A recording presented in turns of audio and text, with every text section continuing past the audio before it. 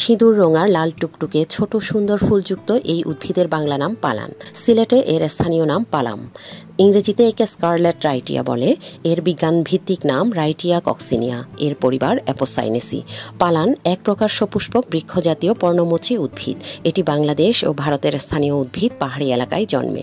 যদিও আমি আগে কখনো দেখিনি, এই প্রথম দেখলাম আমারই কর্ম এলাকায়। হঠাৎ দেখে এমনই চমৎকৃত হয়েছি, স্কুটার হার্ড ব্রেক করে থামিয়ে ফেলেছিলাম।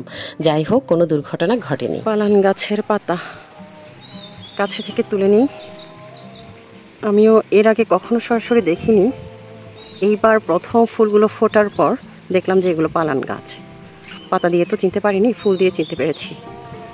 তো তার পাতার গঠনটা হচ্ছে এরকম। লাল বর্ণের 5 পাপড়ির ছোট ছোট ফুলগুলোর পাপড়ির পৃষ্ঠ অংশ ভেলভেটের মতো রোমশ। মাটিতে পড়ে থাকা কিছু ফুল তুলে নিয়ে শুকে দেখলাম হালকা একটা গন্ধ রয়েছে। এই উদ্ভিদের কাণ্ড বা পাতা ছিঁড়লে দুধের মতো সাদা কষ বের হয়।